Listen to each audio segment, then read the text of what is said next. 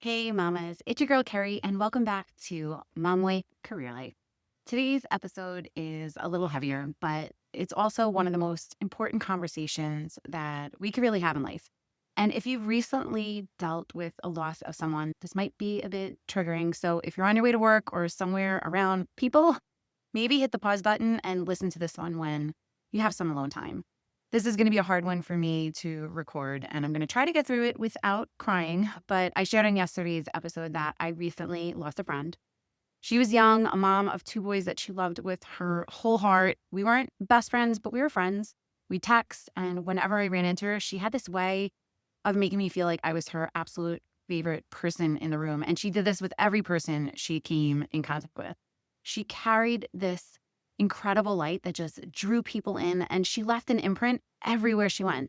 She was actually one of my first friends that I told about starting this podcast. I would bring my laptop to her son's golf practice with intentions of spending all that time pecking away, but then Mare would show up, plop down with her big smile, and we'd spend the next hour chatting about anything and everything.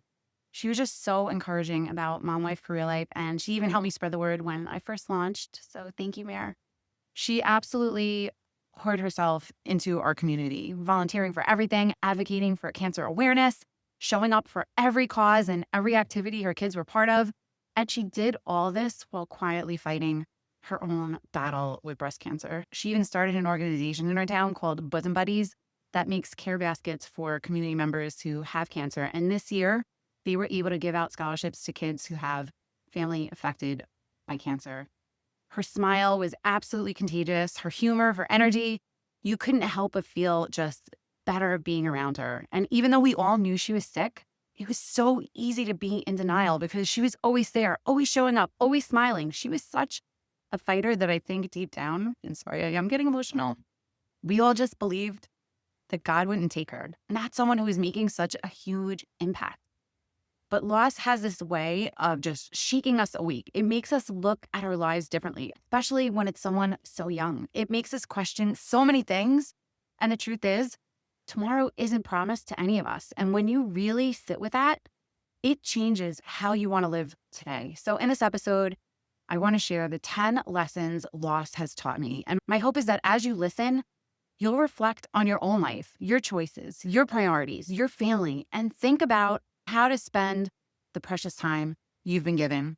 Mare, I dedicate this episode to you. Rest easy, my beautiful friend. Are you feeling overwhelmed trying to juggle all the many hats you wear as a working mom? Do you want more quality time with your family without distraction of work and time alone to take care of yourself and your needs? Welcome to Mom Wife Career Life. I'm Carrie, a wife, mom of 3, and a recovering perfectionist. In this podcast, I will teach you how to create balance in your life by implementing healthy habits, organizing your home and your schedule, being intentional with your time and in your relationships, and most importantly, how to start putting your needs first because no one can pour from an empty cup. Grab that second cup of coffee, or if you're anything like me, your third. It's time to dive into today's episode of Mom Wife Career Life. As moms, life can get so busy that we almost forget to actually live it. Between school drop-offs, work deadlines, sports practices, dinner, laundry, and the never-ending to-do list, we slip into this rhythm of just going through the motions. Days blur into weeks, weeks blur into months, and before you know it, another season has flown by. And sometimes we look back and wonder, did I really stop long enough to enjoy any of it? And that's why loss hits us so hard. It shakes us awake. It reminds us that life isn't just about checking boxes. It's about creating memories, living with intention, and taking care of ourselves so we actually have the energy and the health to keep going. Because the truth is, none of us know how much time we get. So today I wanted to share the lessons that loss has taught me. Reminders that I think every one of us needs to hear. And my hope is that they'll help you press pause on the autopilot your life is on right now and step into life a little more fully.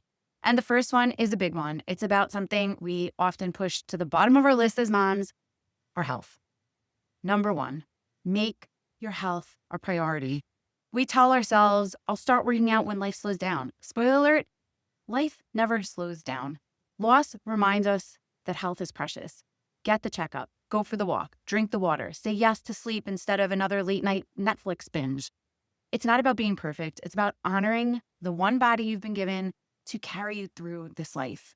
And book the mammogram. And I mean it. If you haven't gotten a mammogram yet or you're overdue, book it today. My friend passed away from breast cancer, and I know way too many moms dealing with breast cancer right now. And if you find it early, it can really make a difference.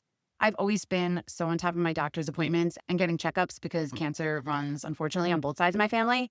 And now it doesn't even have to run in your family for people to get it.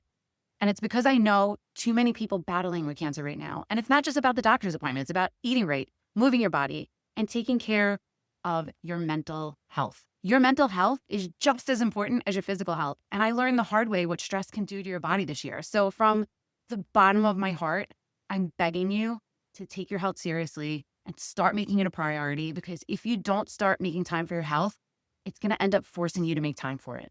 Number 2, save for tomorrow, but don't miss today. We've all heard the advice: save for retirement, save for colleges, save for emergencies. And yes, those things are absolutely important. But if all we ever do is save for tomorrow, we can forget to enjoy the life that we're living right now. I remember one year when we were extra strict with our budget. We cut almost everything that wasn't a necessity because we were trying to get out of student loan debt, which I will never let my kids get into. And while it felt really good to see the numbers in our account grow and our debt decrease, I also realized how important it is to leave room for joy along the way. And the lesson: be wise with money, but don't be afraid to budget in the fun too. Plan for the future and give yourself permission to enjoy the present. Because the truth is, the dinners out, the family adventures, the little splurges here and there, those moments often end up being the memories your family treasures most. And this is coming from a mom who has a daughter going into her senior year, and I'm able to look back at all the 17 years of being a parent and all the things we did. And I only have one regret, and that's not going to Disney World or Disneyland or whichever one's closest in Florida. And maybe that might happen someday, but don't live life with regrets. And this is actually a perfect segue into number 3. Take the trip. We all have reasons to put it off: money, time, busy schedules, the logistics of traveling with kids who melt down over a time zone change, and hotel beds. But here's the thing: the perfect time is never going to come. We have always had the mentality, and I'm so grateful for it. Even when we were trying to get out of debt, even when we were trying to save for a house, we made it a point to take at least one trip a year, and we were still able to get out of debt, and we were still able to buy the house, and we still have the amazing memories from the lake trip to the Poconos to the beach trips in Greece. They make me smile every time I think about it. And yes, trip seek planning, yes, they cost money, but you're never going to regret the memories. So whether it's a big vacation or just a Saturday trip to a new hiking trail, take the trip. Number 4, forgive quickly. Loss is one of those reminders that life is way too short to carry around the weight of grudges. And honestly, holding on to anger or resentment, it's just not worth it. And forgiveness doesn't mean forgetting what happened or excusing bad behavior. It means releasing yourself from the heaviness of carrying it. Every time you replay the hurt in your mind, you're giving it more power. And forgiveness is like finally setting down that backpack that you've been dragging for miles. You feel lighter, you can breathe easier, and you finally have the space to focus on what actually matters. And here's the thing: choosing to forgive doesn't mean that you have to invite someone back into your life. It's not about them. It's about you, your peace, your freedom. It took me years to learn this one, but it's true. And you can forgive someone who isn't even sorry. And I know that's a harder one to swallow, but people are the way they are because of their life experiences. And you never know what they are going through or the why behind whatever they did that got you upset in the first place. And it can be hard, but I always try to seek first to understand. And then I say a prayer that God heals whatever is going on in their lives that makes them act the way they act. And hopefully one day they will be able to see your perspective and vice versa. I ask God to help me empathize with them. And the whole seek first to understand is me asking God to help me see their perspective. Maybe I'm not seeing it through their eyes, and maybe I did something that triggered them. I have an entire episode coming out soon about forgiveness because it really is that important. But if this is something that you struggle with, I highly recommend reading Mel Robbins' Let Them Theory. It's the idea that you can't control what people do. You can only control how you respond. Let them be who they are, and you focus on being who you want to be. And sometimes forgiveness is about taking action. If it's something small, text a friend, call your sibling, extend the olive branch. And if you're the one who messed up, apologize. Try to make it right. Even if they don't respond, you'll know in your heart that you did your part. And that alone brings a lot of peace. You don't want to live with a I should have or I wish I did if God forbid something happens to them. And this is a good segue into number five. Number five, say the words now. We assume people know how we feel, but do they really? Saying, I love you, I'm proud of you, you mean so much to me. And those words really matter. When I think about my friend who passed away, I wish I had one more chance to say, you made a difference. You always brighten my day. I'm seeing all the beautiful Facebook posts of people whose lives she touched. And I hope, I pray that she knew how much everyone loved her and what a difference she was making in people's lives before she passed. And I try to make it a point to tell people I love what they mean to me. So don't wait until it's too late. Say it now, say it often, say it even when it feels really cheesy, because it's not cheesy. Just think of how you would feel if someone said those words to you. And honestly, life goals, I strive to make people feel even a quarter of how Mayor made them feel. I definitely don't light up a room when I enter it, my introverted self with my RBF, but I really am trying to smile more in her memory because I just know what her smile meant to me. And if my smile can bring joy to others, I will keep on smiling. Number six, be present. As moms, our lives move on fast forward. School drop-offs, work meetings, sports practice, dinner, homework, bedtime. It's like a treadmill that we can't get off sometimes. But loss reminds us to pause, put down the phone at dinner. Look your kids in the eye when they tell you a story, even if it's about Minecraft or the same TikTok you've already seen 20 times. Hug your spouse without rushing. Breathe in the moment. One day, these ordinary moments are going to be the ones that you look back and you want to relive. So don't miss them while they're happening. Life isn't about the big milestones. It's about those little things, the sitting out on the porch, watching the sunset, the bedtime giggles, those random sticky notes your kid leaves on your desk. Loss teaches us to savor these everyday moments. So don't miss them as just another day. They are the day. Number seven, live with intention. It's so easy to drift into autopilot. The whole wake up, work, shuttle kids, cook, sleep, repeat. But do you ever pause and ask, is this how I want to live? Is this the story I want to tell with my life?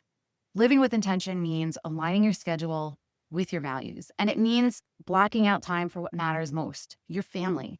We continued our goal last year of having a new experience as a family once a month. And we added in trying to have one-on-one time with each kid at least once a month. And it's been the absolute best. And make time for your marriage. Schedule those date nights. And I know it could be really hard when you have littles, but your partner is your partner and you need to keep nurturing that relationship. We've been blessed to always have my mom who watches the kids, and we've made it a point to take a kids free trip every year, except for this year because it's been filled with college tour visits, and we went to Ireland and we went to Wildwood. So a lot of family time, but I am looking out for a weekend where I can book some time at Russ because we need it. And you also need to block time for your health. Short walks, meal planning and prepping, block time for self-care. And yes, workout and movements are self-care, but do something where you can slow down and maybe even pamper yourself. Your calendar should reflect what you say is important. Otherwise, you're living by default instead of your design. And if you need help in this area, reach out to me. This is my area of expertise. Number 8, don't take people for granted. When we were in Ireland this summer for my cousin's wedding, the priest said something in his homily that really stuck with me. He spent a lot of time talking about not taking people for granted, especially our loved ones. And it really hit me because I've been so intentional about this ever since my dad passed away 6 years ago. And it's sad that it often takes a loss to wake us up to this truth, but we just assume that people will always be there. Our parents we haven't visited in weeks, our siblings we keep meaning to call, the neighbor we only wave to, the friends we never quite get around to texting back. We keep thinking there will be another chance, another dinner, another tomorrow. But the truth is, we don't know how much time we're going to get with the people we love. I feel this so deeply every time I visit my family in Ireland. My mom is one of 13, so I have 47 first cousins. Yes, 47 just on my mom's side. And now there's even more of us with kids and grandkids. The majority of them live in Ireland. And since I only see them every couple of years, I just try to soak in every moment. And on our second to last night of the trip, we threw my mom a little surprise 80th birthday party.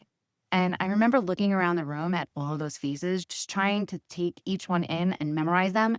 And it literally brought me to tears because I knew that as we said our goodbyes that night, I don't know when I'm going to be back or if that might be the last time I'd see some of them. And traveling is harder now that the kids are getting older. And that reality hit me so hard. And I tell my cousins not to take their time for granted. They see each other all the time. It's totally normal for them. And sometimes it might even drive them crazy, but I would switch places with them in a heartbeat just to have that kind of everyday closeness with my family. So here's your reminder. Check in on your people, Send the text, make the phone call. Don't just say, we should get together. Actually put it on your calendar. Look for ways to make ordinary moments special, because those ordinary moments are the ones you're totally going to cling to. Loss teaches us that every single person in our life is a gift, and gifts are meant to be appreciated, not assumed. Number 9, one of the biggest lessons loss teaches us is that our dreams matter and they deserve action. The things that are tugging at your heart, they're there for a reason. Maybe it's a dream of starting a side business, writing that book you've been talking about for years, running a 5K or a marathon, or even something as simple as taking a pottery class you've always wanted to try. Here's the thing, perfection is a dream killer, and this is coming from a recovering perfectionist. We keep telling ourselves we'll wait for the right time, when the kids are older, when work slows down, when money is less tight. But if we're honest, that perfect time does not exist. There will always be something competing for your time, your energy, your resources. So I want you to take this episode as your sign to stop waiting and start. The right time is now. Start messy, start small, start. Write one paragraph of that book, open up a fresh document, and outline your business idea. Lace up your sneakers and go for the walk around the block as you take your first step towards that 5K. Sign up for the class.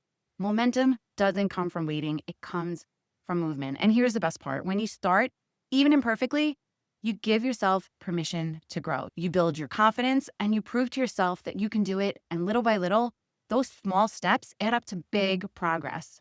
And if you're listening to this and you feel that nudge, that stirring in your heart, but you're scared or you don't know where to begin, I want you to hear me clearly. You don't have to do it alone. I am your biggest cheerleader. If you need that encouragement, if you need a push, I'm really just a DM away at mom.wife.career.life on Instagram. I'd love to hear from you. I read every DM and I will write you back, because your dreams deserve action and you deserve to live a life that excites you, not someday, but today. And last but not least, number 10, don't assume you have time. This is the hardest truth of all. We live like we have unlimited tomorrows, but loss reminds us that time is a gift. It's not a guarantee. So what do we do with that truth? We stop waiting. We start living. We forgive. We love. We dream. We take the trip. We take the trip. We take the trip. I cannot say that enough. We stop saying someday and we start saying today. So in memory of my friend Mare, and in memory of anyone special in your life that you've lost, I want to challenge you to make the commitment today to stop waiting for someday and start saying today. When you finish listening today, I want you to take action on one of these lessons that spoke to you the most. Maybe it's finally booking that trip. Maybe it's picking up the phone and calling someone you love. Maybe it's saying the words you've been holding back. I'm sorry, I love you, or I'm proud of you. And I can't say this strongly enough. If you're overdue for your mammogram or you've been putting it off, please let this be the first step you take today. I've had friends in their 20s diagnosed with breast cancer, and finding it early is what saved their lives. Don't wait. Make the appointment. Take care of yourself, because your health matters and you matter. And I know today isn't an easy conversation, but it's really an important one. Loss is absolutely heartbreaking, but it's also clarifying. It shakes us awake to what really matters most, that life is short, but it's also beautiful, and we have today, so make the most of it. And if this episode spoke to you, I really ask that you share it with another mama who needs a reminder, and then go hug your people tighter, savor those little things, and remember, you've got this, and I've got you. If you don't already follow the show, take a second and hit that follow button so you never miss another episode. Sending you so much love and light until next time on Mom Wife Career Life with Carrie Pat. Before you go, if you found this podcast helpful, I would be so grateful if you would take a minute, go on over to iTunes and leave me a review. If you have other stressed out mamas in your life that you feel this podcast could help, take a screenshot of this episode, post it on your Instagram stories and tag me, and let them know that they are not alone and they can create balance in their life too. If there's a topic you'd like me to cover or you just want to connect, DM me on Instagram at mom.wife.career.life. Or come on over and hang out in our free Facebook community, Work-Life Balance for Working Moms. Sending you so much love and light until next time on Mom Wife Career Life with Carrie Pat.